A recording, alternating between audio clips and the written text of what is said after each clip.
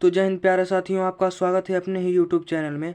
दोस्तों, आज हम लोग पीएम यशस्वी स्कॉलरशिप 2023 सोशल साइंस के 25 ऐसे महत्वपूर्ण क्वेश्चनों को देखेंगे जो पेपर में 100% गारंटी है कि आ सकते हैं दोस्तों।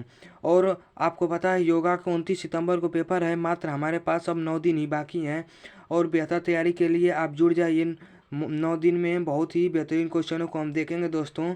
और आज जो हम सोशल साइंस के क्वेश्चन लाए हैं बहुत ही बेहतरीन है और यूट्यूब पर आप कहीं नहीं पाएंगे ये सब क्वेश्चन। चलिए प्रश्नों को अब शुरू करते हैं। प्रश्न नंबर पहला, साइमन कमीशन भारत कब आया था? 1922 में, 1928 में, 1930 में, 1936 में। तो इसका ऑप्शन नंबर यहाँ पे 20 होगा, 1928 में। अब चलिए प्रश्न नंबर दूसरा, चौरी चौरा कांड कहाँ हुआ था? उत्तर प्रदेश में, बंगाल में, दिल्ली में, गुजरात में। तो यहाँ पे ऑप्शन नंबर इसका ऐसे होगा, उत्तर प्रदेश में हुआ था 1922 ईस्वी में।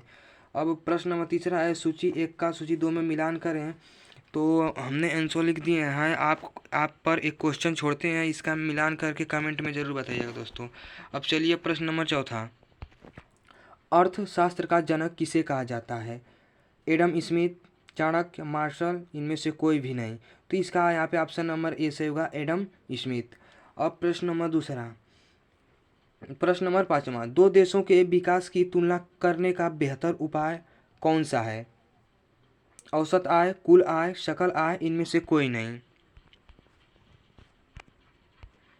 तो यहाँ पे इसका ऑप्शन नंबर ए से होगा, औसत आय। प्रश्न नंबर छठवां, भारत में गरीबी को मापने के लिए पहला प्रयास किसके द्वारा किया गया था? दादा भाई नौरोजी, प्रोकिंस, एमजे टाटा।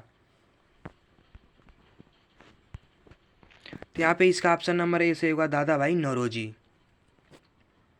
प्रश्न नंबर सातवां, शिशु मृत्यु दर का तात्पर्य बच्चों की आयु पूरी करने से पहले मृत्यु से है। 1 वर्ष, 2 वर्ष, 3 वर्ष, 5 वर्ष। तो यहाँ पे इसका ऑप्शन नंबर ए से होगा, 1 वर्ष। अब प्रश्न नंबर आठवां, भारत में निम्न में से किस राज्य की साक्षरता दर सबसे कम है? बहुत ही इंपॉर्टेंट क्वेश्चन है सब दोस्तों, हर बार पेपर में पूछे जाते हैं। प्रीवियस क्वेश्चन जो पीएम यशस्वी का, उसमें भी ये क्वेश्चन आए हैं दोस्तों। प्रश्न नंबर आठवां, भारत में निम्न में से किस राज्य की साक्षरता दर सबसे कम है? पंजाब, बिहार, महाराष्ट्र, दिल्ली। यहाँ पे इसका ऑप्शन नंबर बी से होगा, बिहार। बिहार में बहुत ही कम है। अब प्रश्न नंबर 9, औसत आय डैश डैश भी कहलाती है? प्रति व्यक्ति प्रोत्साहन, प्रति व्यक्ति आय, प्रति पूंजी सूचना, इनमें से कोई भी नहीं। तो दोस्तों यहाँ पे ऑप्शन नंबर इसका बी से होगा, प्रति व्यक्ति आय। अब प्रश्न नंबर 10, विकास का वास्तविक अर्थ होता है आय, साक्षरता दर, जीवन औसत आय, उपरोक्त सभी। यहाँ पे इसका ऑप्शन नंबर डी से होगा, उपरोक्त सभी। अब प्रश्न नंबर 11, किसी देश की विकास दर किसके द्वारा तय की जाती है? साक्षरता दर में वृद्धि, रोजगार के अवसरों में वृद्धि, जनसंख्या की गुणवत्ता, अर्थव्यवस्था में वृद्धि। तो यहाँ पे इसका ऑप्शन नंबर डी से होगा, अर्थव्यवस्था में वृद्धि। आप सब्सक्राइब जरूर कर दीजिएगा दोस्तों, आप लोगों के लिए बहुत मेहनत करते हैं और सपोर्ट दीजिए अपने भाई को। अब प्रश्न नंबर 12, भारत में सर्वाधिक अल्प रोजगारी किस क्षेत्र में पाई जाती है? द्वितीय क्षेत्र में, प्राथमिक क्षेत्र में, तृतीय क्षेत्र, इनमें से कोई भी नहीं। तो यहाँ पे इसका ऑप्शन सही होगा, ऑप्शन नंबर बी, प्राथमिक क्षेत्र में। अब प्रश्न नंबर 13, द्वितीय क्षेत्र किसी से संबंधित है?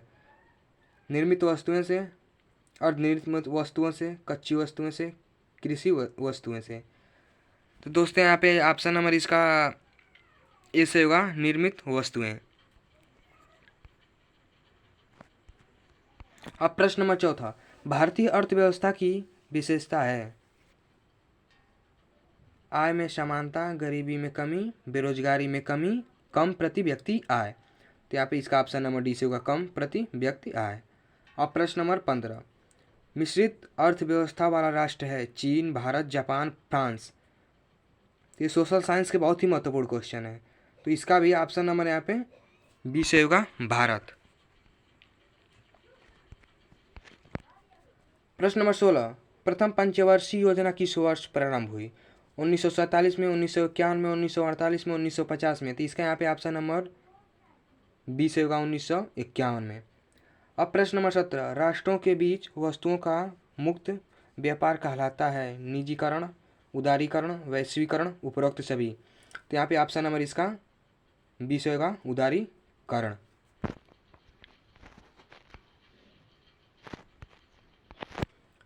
प्रश्न नंबर 18, समाजवादी अर्थव्यवस्था का देश है जापान, चीन, फ्रांस, इनमें से कोई भी नहीं। तो दोस्तों यहाँ पे इसका ऑप्शन नंबर यहाँ पे 20 होगा चीन।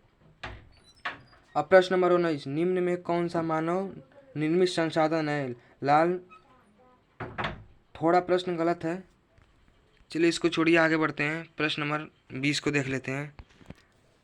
कोरोमंडल तटीय मैदान स्थित है केरला राज्य में, कर्नाटक राज्य में, तमिलनाडु राज्य में, महाराष्ट्र राज्य में।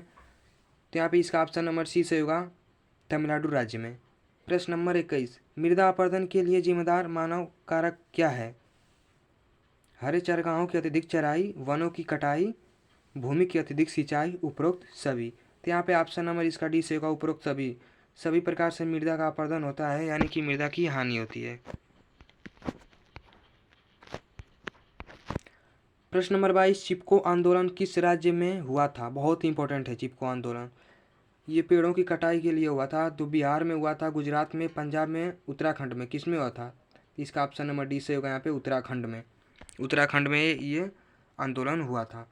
अब प्रश्न नंबर 23, बाघ परियोजना किस वर्ष शुरू की गई थी? 1974 में, 1970 में, 1972 में, 1973 में। तो इसका ऑप्शन नंबर यहाँ पे डी से सही होगा 1973 में बाघ परियोजना शुरू हुई थी। अब प्रश्न नंबर 24, गुजरात वन क्षेत्र में कौन सा वन्य जीव पूरी तरह से विलुप्त हो गया है? तेंदुआ, चीता, हिरन, शेर। तो चीता यहाँ पे ऑप्शन सही होगा, ये पूरी तरह से विलुप्त हो चुका है। अब प्रश्न नंबर 25, उस नदी का नाम बताइए जिस नदी पर इंदिरा गांधी नहर बनाया गया है? ब्यास और सतलुज, सिंधु, गंगा, यमुना। तो इसका ऑप्शन यहाँ पे ए से होगा ब्यास और सतलुज। बहुत ही बेहतरीन क्वेश्चन थे। और आपको वीडियो अच्छा लगा सब्सक्राइब जरूर कर दीजिएगा दोस्तों, और हम आप लोगों के लिए ऐसे ही बेहतरीन क्वेश्चन लाते रहेंगे। इसके लिए आप हमारे साथ जुड़ जाइए, और मात्र 9 दिन में हम बहुत ही बेहतरीन क्वेश्चन लाएंगे। जीके और सोशल साइंस की तैयारी पूरी तरह कराएंगे, आप पूरे में पूरे नंबर पाएंगे दोस्तों। तो इसी के साथ हमारा ये वीडियो समाप्त होता है। जय हिंद दोस्तों।